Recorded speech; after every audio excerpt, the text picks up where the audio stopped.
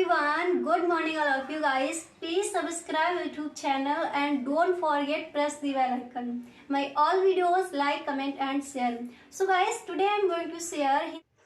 तो गाइस यहाँ पर हम देखने वाले हैं होम साइंस का जो आपका पेपर है उसका फुल सॉल्यूशन। क्लास 12th में अगर आप भी हो इस बार का बोर्ड एग्जाम देने वाले हो तो गाइस ये वीडियो पूरा देखिए। यहाँ पर होम साइंस क्लास 12th के स्टूडेंट्स के लिए पेपर का फुल सॉल्यूशन आपको मिलेगा।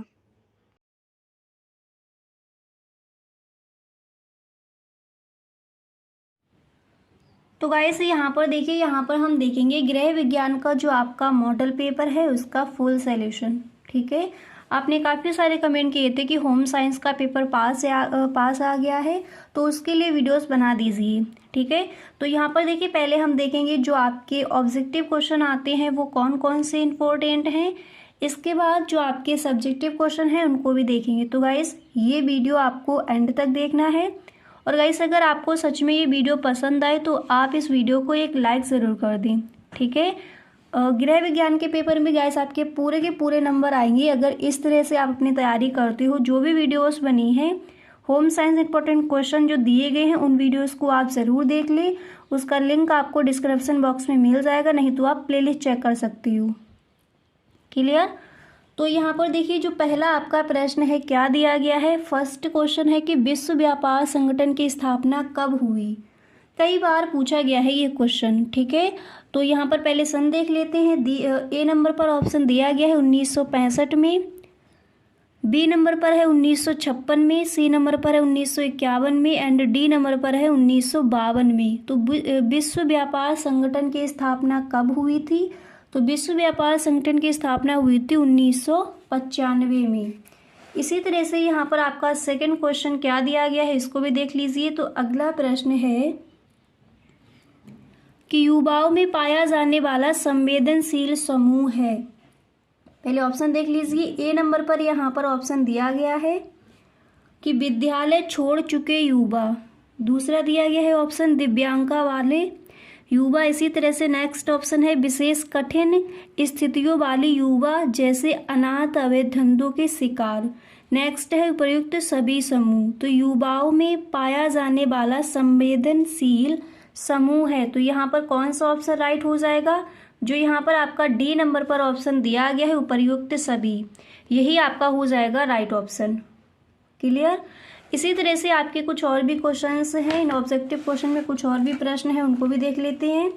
तो अगला प्रश्न यहाँ पर आप देख सकते हो दिया गया है कि निम्न में से खाद्य पदार्थों के भौतिक संकट हैं। पत्थर, बटन, कील या फिर ये सभी। तो निम्न में से खाद्य पदार्थों के भौतिक संकट क्या हो जाएंगे। यहाँ पर भी जो आपका डी नंबर पर ऑप्शन है ये सभी, यही आपका हो जाएगा राइट ऑप्शन। अब इसी तरह से नेक्स्ट क्वेश्चन आपको कौन सा तैयार करना है उसको देख लेते हैं। तो यहाँ पर आप देख सकते हो जो आपका अगला प्रश्न है यहाँ पर दिया गया है कि संयुक्त परिवार की विशेषता नहीं है। व्यक्तिवाद की प्राथमिकता, परिवार का बड़ा आकार, संयुक्त रसोई, संयुक्त संपत्ति। तो संयुक्त परिवार की विशेषता नहीं है, यहाँ पर कौन सा ऑप्शन राइट हो जाएगा। तो यहाँ पर ए नंबर पर जो आपका ऑप्शन दिया गया है व्यक्तिवाद की प्राथमिकता, यही आपका हो जाएगा राइट ऑप्शन। संयुक्त परिवार की विशेषता नहीं है पूछा गया है, तो व्यक्तिवाद की प्राथमिकता नहीं है। ठीक है, अब इसी तरह से आपका जो अगला प्रश्न है क्या दिया गया है उसको देख लीजिए। तो नेक्स्ट क्वेश्चन यहाँ पर आप देख सकते हो। अगला प्रश्न आप तैयार करोगे कि समाज की प्रथम इकाई है स्कूल, परिवार, समुदाय या फिर घर। तो समाज की प्रथम इकाई क्या हो जाएगी। तो समाज की जो प्रथम इकाई है यहाँ पर आपका कौन सा ऑप्शन राइट हो जाएगा। तो गाइस यहाँ पर आपका हो जाएगा जो बी नंबर पर ऑप्शन दिया गया है परिवार। ठीक है, यही हो जाएगा राइट ऑप्शन। क्वेश्चन क्या था, समाज की प्रथम इकाई है क्या है, परिवार है। ठीक है, तो यहाँ पर जो आपके ऑब्जेक्टिव क्वेश्चन है उनको यहाँ पर आपने देख लिया। कुछ और भी प्रश्न है पहले उनको देख लेते हैं। इसके बाद जो आपके सब्जेक्टिव क्वेश्चन होंगे उनको भी यहाँ पर देखेंगे। क्लियर। अब इसी तरह से यहाँ पर अगला प्रश्न आपका है कि भारत में कानून के अनुसार लड़के और लड़कियों की क्या आयु स्वीकार की गई है। ठीक है, तो पहले ऑप्शन देख लीजिए। ए नंबर पर है 18 से 21 वर्ष, बी नंबर पर है 17 से 21 वर्ष, सी नंबर पर यहाँ पर दिया गया है 16 से 19 वर्ष, इसी तरह से नेक्स्ट ऑप्शन है 14 से 18 वर्ष। ठीक है, तो क्वेश्चन क्या था कि भारत में कानून के अनुसार लड़के और लड़कियों की क्या आयु स्वीकार की गई है। तो यहाँ पर जो आपका ए नंबर पर ऑप्शन दिया गया है 18 से 21 वर्ष। ठीक है, यही आपका हो जाएगा राइट ऑप्शन। इसी तरह से अगला प्रश्न भी देख लीजिए। तो नेक्स्ट क्वेश्चन यहाँ पर क्या दिया गया है उसको देख लेते हैं। तो अगला प्रश्न है विश्व स्वास्थ्य संगठन का मुख्यालय कहाँ है। तो विश्व स्वास्थ्य संगठन का मुख्यालय कहाँ है? लंदन में है, पेरिस में है, या फिर न्यूयॉर्क में है, या फिर जिनेवा में है। तो हमें पता है विश्व स्वास्थ्य संगठन का मुख्यालय जिनेवा में है। ठीक है, जो डी नंबर पर ऑप्शन है यही आपका हो जाएगा राइट ऑप्शन। इसी तरह से अगला प्रश्न देख लीजिए। नेक्स्ट क्वेश्चन है कि यूनिसेफ की स्थापना हुई थी कौन से सन में? 1946 में, 1944 में, या फिर 1945 में, या फिर 1949 में। तो यूनिसेफ की स्थापना हुई थी, कब हुई थी? यहाँ पर जो आपका ए नंबर पर ऑप्शन है 1946, यही आपका हो जाएगा राइट ऑप्शन। ठीक है, यूनिसेफ की स्थापना 1946 में हुई थी। तो जो आपके ऑब्जेक्टिव क्वेश्चन है उनको आपने यहाँ पर देख लिया। इसी तरह से आप सब्जेक्टिव क्वेश्चन में कौन कौन से प्रश्न तैयार करोगे उनको देख लेते हैं।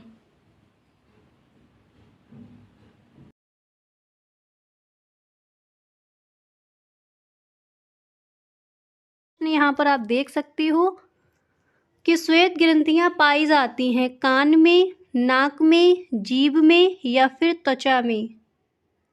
तो यहाँ पर आपको बताना है इसका राइट ऑप्शन कौन सा हो जाएगा। तो गाइस यहाँ पर आपका राइट ऑप्शन हो जाएगा 4 नंबर पर जो दिया गया है त्वचा में। तो श्वेत ग्रंथियाँ पाई जाती हैं कहाँ पाई जाती हैं? त्वचा में। ठीक है, तो जो 4 नंबर पर ऑप्शन दिया गया है यही हो जाएगा राइट ऑप्शन। अब इसी तरह से कुछ और भी आपके क्वेश्चंस हैं उनको भी देखते हैं। अगला प्रश्न यहाँ पर आप देख सकते हो दिया गया है कि स्वस्थ भोजन का लाभ है शारीरिक और मानसिक विकास, बी नंबर पर ऑप्शन है रोग प्रतिरोधक क्षमता का बढ़ाना, नेक्स्ट है संतुलित और मानसिक स्वास्थ्य, और यहाँ पर अगला ऑप्शन है इनमें से सभी। तो क्वेश्चन है कि स्वस्थ भोजन का लाभ है, तो कौन सा ऑप्शन राइट हो जाएगा? यहाँ पर आपका जो दिया गया है 4 नंबर पर इनमें से सभी, यही हो जाएगा आपका राइट ऑप्शन। शारीरिक और मानसिक विकास भी है, रोग प्रतिरोधक क्षमता का बढ़ाना भी है, संतुलित मानसिक विकास, मानसिक स्वास्थ्य भी है, स्वस्थ भोजन के, ये सभी आपके लाभ हो जाएंगे। इसी तरह से अगला प्रश्न देख लेते हैं। साथ ही साथ इन सारे प्रश्नों को आप याद करते चलिए। ठीक है, तो अगला प्रश्न है कि फ्लैग रोग फैलता है किससे फैलता है? ऑप्शन है चूहा से, मक्खी से, मच्छर से, या फिर तिलचट्टा से। तो फ्लैग रोग फैलता है किससे फैलता है? यहाँ पर आपका जो राइट ऑप्शन है वो कौन सा हो जाएगा? फर्स्ट नंबर पर। ठीक है, फ्लैग रोग किससे फैलता है? तो यहाँ पर जो आपका फर्स्ट नंबर पर है यही हो जाएगा आपका राइट ऑप्शन। क्लियर? इसी तरह से नेक्स्ट आप क्वेश्चन कौन सा तैयार करोगे उसको देख लेते हैं। तो यहाँ पर जो आपका अगला प्रश्न है आपको ये तैयार कर लेना है कि शिशुओं के वस्त्र होने चाहिए। ये क्वेश्चन कई बार पूछा गया है। ठीक है, तो शिशुओं के वस्त्र होने चाहिए, कैसे होने चाहिए? सूती वस्त्र, ढीले वस्त्र, साफ सुथरे वस्त्र, या फिर इनमें से सभी। तो शिशुओं के वस्त्र होने चाहिए, हम सबको पता है कैसे होने चाहिए। यहाँ पर जो आपका 4 नंबर पर ऑप्शन दिया गया है इनमें से सभी, यही आपका हो जाएगा राइट ऑप्शन। ठीक है, तो छोटे बच्चों के, शिशुओं के जो कपड़े होते हैं वो कैसे होने चाहिए? सूती भी होने चाहिए, ज़्यादा टाइट भी नहीं, ढीले होने चाहिए, और साफ़ सुथरे होने चाहिए। ठीक है, तो ये खुद से भी आप टिक इसका लगाकर आ सकते थे, इनमें से सभी। याद हो गया? अब इसी तरह से कुछ और भी आपके क्वेश्चंस हैं उनको भी देखते हैं। अब इसके बाद देखिए यहाँ पर जो आपका अगला प्रश्न है आपको कौन सा तैयार करना है? तो नेक्स्ट क्वेश्चन है कि यूनिसेफ की स्थापना हुई थी, कब हुई थी? पहले ऑप्शन देख लीजिए। ए नंबर पर ऑप्शन है 1945, बी नंबर पर है 1946, इसी तरह से सी नंबर पर है 1949 और डी नंबर पर है 1947। तो यूनिसेफ की स्थापना हुई थी। तो यूनिसेफ की स्थापना कब हुई थी? और ये क्वेश्चन कई बार पूछा भी गया है। ठीक है, तो यहाँ पर जो आपका राइट ऑप्शन है वो कौन सा हो जाएगा? B number. यूनिसेफ की स्थापना 1946 में हुई थी। ठीक है, जो बी नंबर पर यहाँ पर ऑप्शन दिया गया है यही आपका हो जाएगा राइट ऑप्शन। इसी तरह से अगला प्रश्न है कि भोजन में ऊर्जा देने का प्रमुख साधन है, क्या है? कार्बोहाइड्रेट, प्रोटीन, विटामिन या फिर खनिज लवण। तो कौन सा ऑप्शन राइट हो जाएगा? भोजन में ऊर्जा देने का प्रमुख साधन क्या है? यहाँ पर जो आपका ऑप्शन दिया गया है फर्स्ट नंबर पर, कार्बोहाइड्रेट। ठीक है, भोजन में ऊर्जा देने का प्रमुख साधन हो जाएगा कार्बोहाइड्रेट, और ऑप्शन दिए गए थे प्रोटीन, विटामिन, खनिज लवण। तो याद हो गया, फर्स्ट वाला राइट ऑप्शन है। क्लियर? इसी तरह से अगला प्रश्न यहाँ पर है कि शरीर में रोगों से संघर्ष करने वाली शक्ति को कहते हैं। इंटरेस्टिंग क्वेश्चन और कई बार पूछा भी गया है। तो शरीर में रोगों से संघर्ष करने वाली शक्ति को क्या कहा जाएगा? ऑप्शन है रोग प्रतिरोधक क्षमता, उद्भवन काल, निसंक्रमण, इनमें से सभी। तो हमें पता है जो फर्स्ट नंबर पर दिया गया है यही आपका हो जाएगा राइट ऑप्शन, रोग प्रतिरोधक क्षमता। अगला प्रश्न आप देख सकते हो, दिया गया है कि संयुक्त परिवार में, ऑप्शन पढ़ लीजिए। यहाँ पर हमें फर्स्ट नंबर पर ऑप्शन दिया गया है कि कई पीढ़ी के साथ लोग एक साथ रहते हैं, पहला ऑप्शन। दूसरा है कि संयुक्त परिवार में केवल पति पत्नी रहते हैं। तीसरा ऑप्शन है केवल बच्चे रहते हैं। 4 नंबर पर ऑप्शन है इनमें से कोई नहीं। तो हम सबको पता है फर्स्ट वाला ही राइट हो जाएगा कि संयुक्त परिवार दिया गया, तो संयुक्त परिवार में कई पीढ़ी के साथ लोग एक साथ रहते हैं। ठीक है, यही आपका हो जाएगा राइट ऑप्शन। अब इसी तरह से यहाँ पर अगला प्रश्न आप देख सकते हो, दिया गया है कि रेबीज रोग का लक्षण है, क्या है? पहले ऑप्शन देख लीजिए।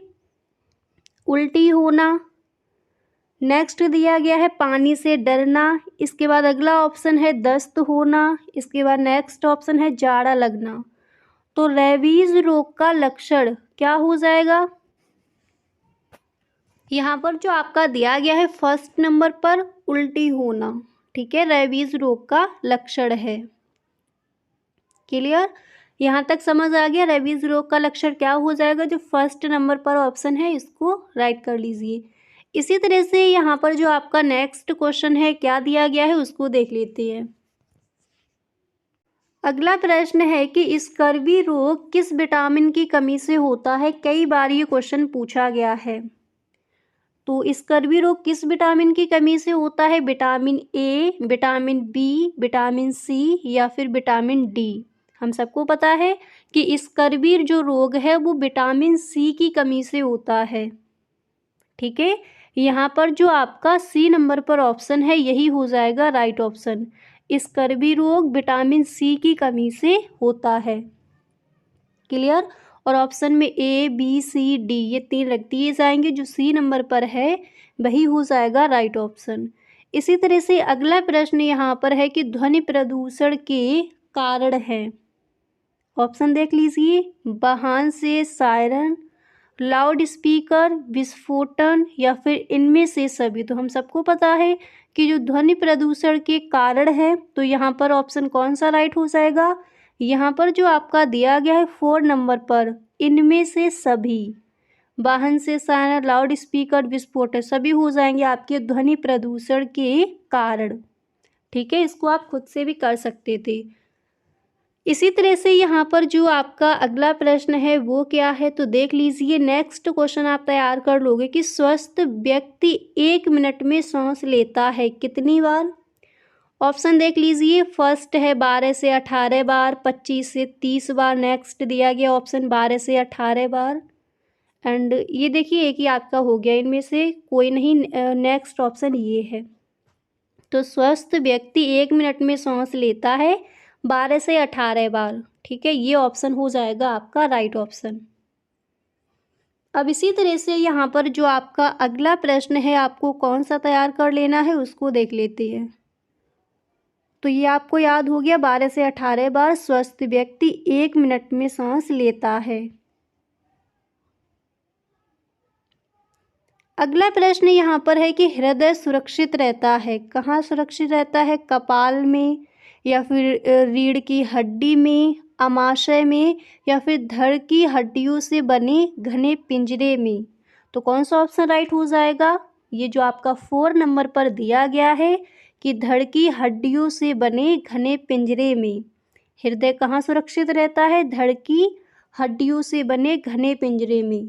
ठीक है, कपाल में भी नहीं, रीढ़ की हड्डी में भी नहीं, आमाशय में भी नहीं। 4 नंबर पर जो ऑप्शन है राइट ऑप्शन है। अगला प्रश्न है कि दूषित जल से फैलता है, कौन सा रोग फैलता है? ऑप्शन देख लीजिए पहले। यहाँ पर जो आपका फर्स्ट ऑप्शन है दिया गया है टाइफाइड, नेक्स्ट है मलेरिया, नेक्स्ट दिया बुखार, नेक्स्ट है तपेदिक। तो दूषित जल से फैलता है, क्या फैलता है?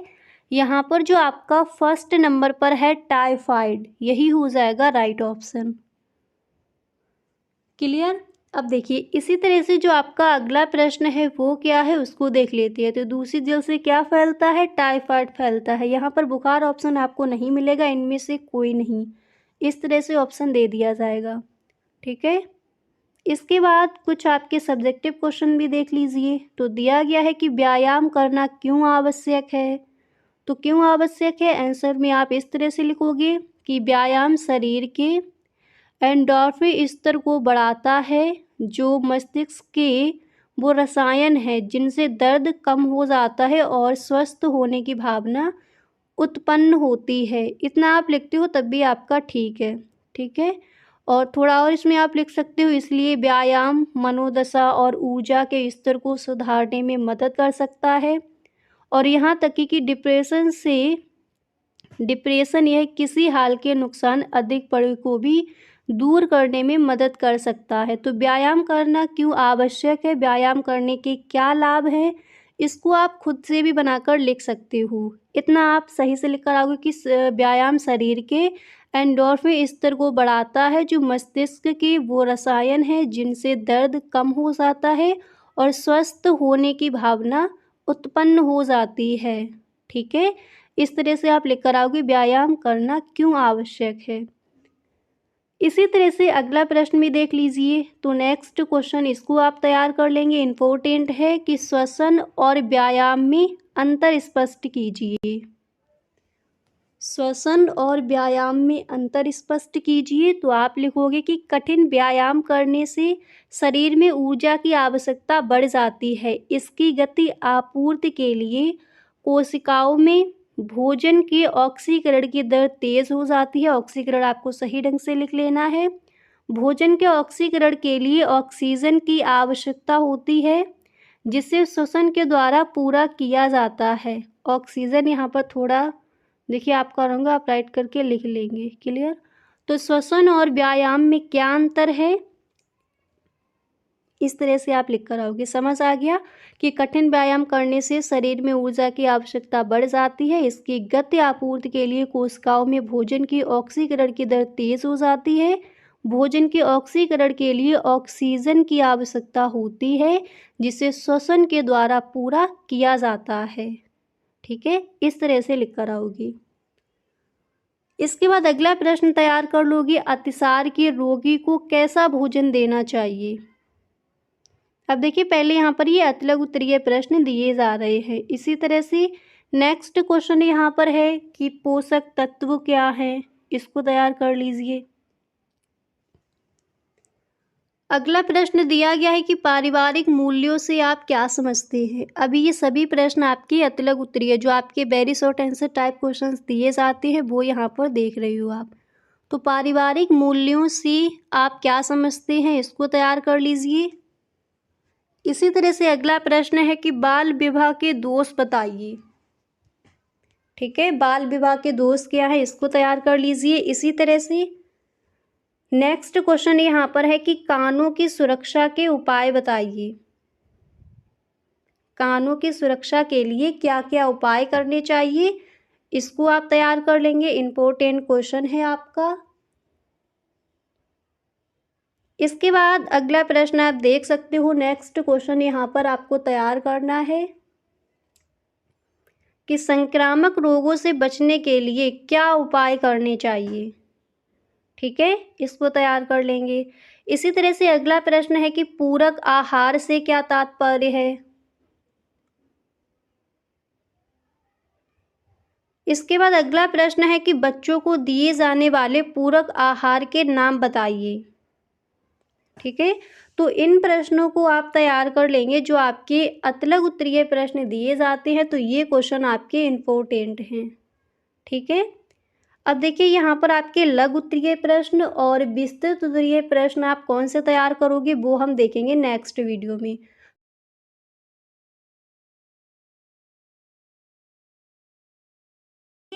उन प्रश्नों पर वीडियो बना दीजिए, यानी वो सारे प्रश्न बता दीजिए कि कौन कौन से क्वेश्चन इस बार के बोर्ड एग्जाम में आज किए जा सकते हैं। पेपर पास आ गया है। ठीक है, तो गाइस जैसा कि आपने कहा था वैसे ही आपके लिए वीडियो लेकर आए हैं। यहाँ पर हम देखने वाले हैं गृह विज्ञान के पेपर के लिए जो आपके महत्वपूर्ण क्वेश्चन हैं उनको यहाँ पर हम देखेंगे। तो गाइस ये वीडियो आपको पूरा देखना है। ठीक है, उन सारे प्रश्नों पर यहाँ पर हम डिस्कस करेंगे जो प्रश्न आपके इस बार के बोर्ड एग्जाम में रखे जा सकते हैं। तो इस वीडियो को पूरा देखें। और गाइस अगर आपको ये वीडियो सच में पसंद आए तो आप इस वीडियो को एक लाइक कर दें। अगर आपको गाइस पसंद नहीं आता है तो इसको आप डिसलाइक करके भी जा सकते हो। क्लियर, तो यहाँ पर देखिए होम साइंस जो स्टूडेंट्स क्लास 12th में उनके लिए ये वीडियो बहुत ही हेल्पफुल होने वाला है। तो एंड तक वीडियो में बने रहिए। अब यहाँ पर जो आपका फर्स्ट क्वेश्चन है, देखिए जो आपका प्रश्न पहला है क्या दिया गया है, पहले इसको पढ़ लीजिए। तो जो आपका फर्स्ट देखिए, तो जो आपका यहाँ पर फर्स्ट क्वेश्चन है दिया गया है कि श्वेत रक्त कणिकाएं हमारे शरीर की सैनिक हैं, क्यों। जो श्वेत रक्त कणिकाएं हैं उन्हें हमारे शरीर का सैनिक कहा जाता है, ऐसा क्यों है। ठीक है, इसका आंसर आपको बताना है। तो सबसे पहले आप इस आंसर के लिखने से पहले आपको हेडिंग डालनी है श्वेत रक्त कणिकाएं। ठीक है, हेडिंग डालने के बाद आपको इस तरह से इसमें 4 लाइनें लिखनी है। देखिए इन प्रश्नों के आंसर आप इस तरह से देखिए, आपको यही याद हो जाए। इस तरह से आपको ये वीडियो देखना है। क्लियर, तो देखिए आप इस तरह से लिखकर आओगे कि श्वेत रक्त कणिकाएं हमारे शरीर की बीमारियों से रक्षा करती हैं। वे सभी अवांछनीय पदार्थों को शरीर से बाहर भेजती हैं तथा शरीर में एंटीबॉडीज बनाती हैं, इसलिए इन्हें शरीर का सैनिक कहा जाता है। समझ आ गया इन्हें हम शरीर का सैनिक क्यों कहते हैं। अब इसको दोबारा से देख लीजिए। देखिए जो प्रश्न यहाँ पर बताए जाए उनके आंसर यहीं पर आप याद करते चलिए। आपको एक बार ही पढ़ने पड़े और अपना पेपर देने से वहाँ पर आप अच्छे से लिख पाओ, इस तरह से आपको वीडियो देखना है। तो आप लिखोगे कि श्वेत रक्त कणिकाएं हमारे शरीर की बीमारियों से रक्षा करती हैं। वे सभी अवांछनीय पदार्थों को शरीर से बाहर भेजती हैं तथा शरीर में एंटीबॉडीज बनाती हैं, इसलिए इन्हें शरीर का सैनिक कहा जाता है। क्लियर, याद हो गया। अब इसी तरह से यहाँ पर आप सेकंड क्वेश्चन कौन सा तैयार करोगे उसको देख लेते हैं। तो देखिए जो आपका अगला प्रश्न है यहाँ पर आप देख सकते हो। देखिए अगला प्रश्न कौन सा आपको तैयार करना है उसको फटाफट से देख लीजिए। तो नेक्स्ट क्वेश्चन यहाँ पर है देखिए कि वस्त्रों की देखभाल और रख रखाव के 2 पहलू क्या हैं। ठीक है, इसके रख रखाव के 2 पहलू क्या है वो आपको यहाँ पर बताने हैं। तो देखिए आप इस तरह से इस प्रश्न का आंसर लिखकर आओगे कि वस्त्रों के धूल धब्बों को हटाते समय उसके रूप, रंग और चमक को बनाए रखना व वस्त्रों की बनावट तथा दृष्टिगोचर होने वाली विशेषताओं को बनाए रखना। तो तो यहाँ पर आपका क्वेश्चन किस तरह से पूछा गया था, प्रश्न में पूछा गया था कि वस्त्रों की देखभाल और रख रखाव के दो पहलू क्या हैं। तो फर्स्ट आपने यहाँ पर याद कर लिया, क्या लिखना है कि वस्त्रों के धूल धब्बों को हटाते समय उसके रूप रंग और चमक को बनाए रखना व वस्त्रों की बनावट तथा दृष्टिगोचर होने वाली विशेषताओं को बनाए रखना। इसके बाद यहाँ पर देखिए सेकंड आप इस तरह से लिखोगे कि भौतिक क्षति से सामग्री को मुक्त रखना और यदि उसका प्रयोग करते समय कोई क्षति पहुंची हो तो उसमें सुधार करना। ठीक है, दोनों याद हो गए। इस तरह से आप लिख कर आओगे। अब इसी तरह से यहाँ पर नेक्स्ट क्वेश्चन आपको कौन सा तैयार करना है उसको देख लेते हैं। तो जो आपका अगला प्रश्न है आप देख सकते हो, यहाँ पर दिया गया है कि वक्र रेखा क्या है। ठीक है, वक्र रेखा क्या है इसको समझ लीजिए। आप इस तरह से सबसे पहले आप हेडिंग डालोगे वक्र रेखा, फिर आपको लिखना है कि वक्र रेखाएं किन्हीं दो बिंदुओं को मिलाने वाले चाप को प्रदर्शित करती हैं। इतना याद हुआ, वक्र रेखाएं किन्हीं दो बिंदुओं को मिलाने वाले चाप को प्रदर्शित करती हैं।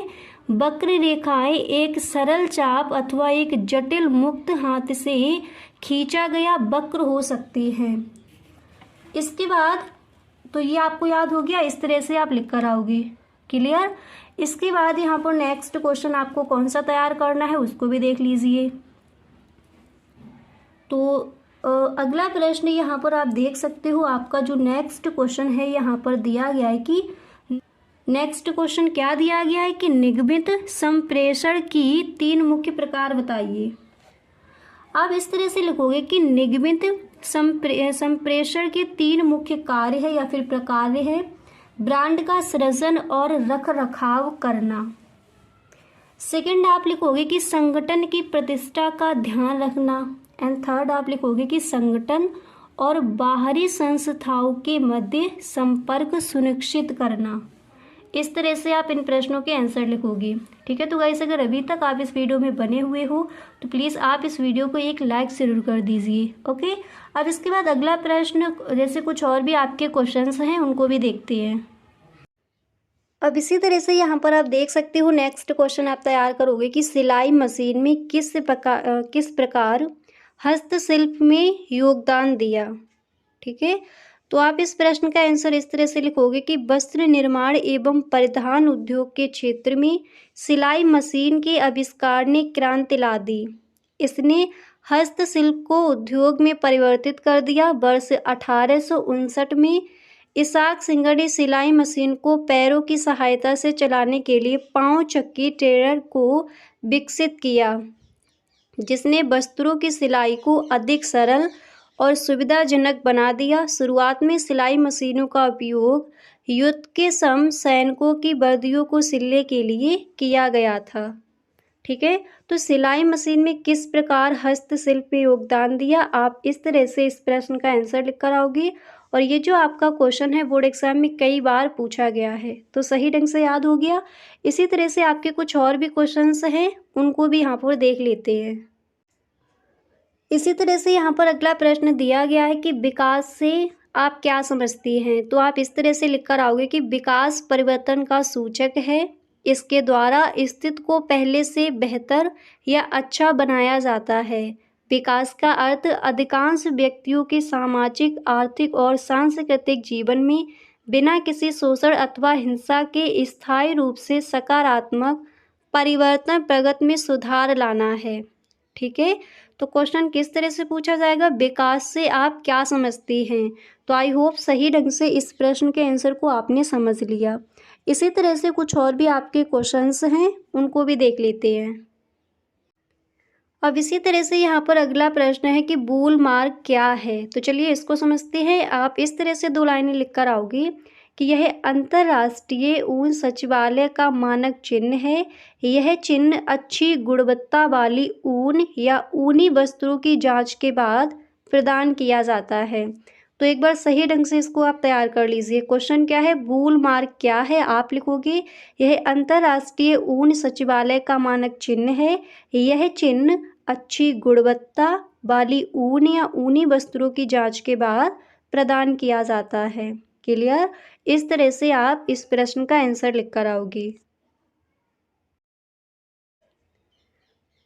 अब यहाँ पर देखिए इसी तरह से अगला प्रश्न आप तैयार करोगे, अतिपोषण का प्रतिकूल परिणाम क्या है। तो अतिपोषण का प्रतिकूल परिणाम क्या है, आप इस तरह से लिखोगे, अतिपोषण का मुख्य प्रतिकूल परिणाम शारीरिक वजन में वृद्धि तथा मोटापा है।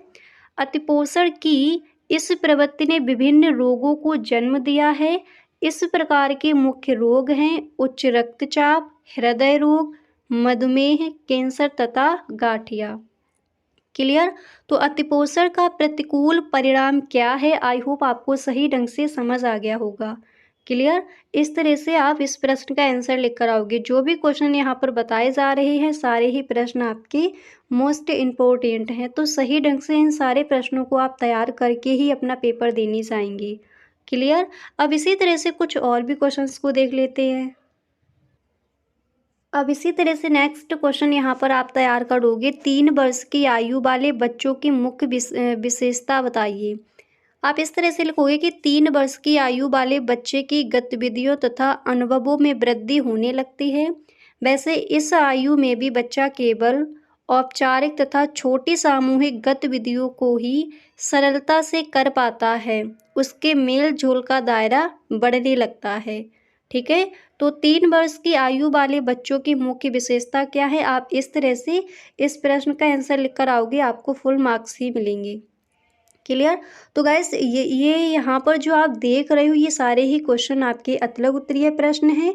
जो आपके लघु उत्तरीय प्रश्न रह गए हैं उसको हम देखेंगे नेक्स्ट वीडियो में। ओके।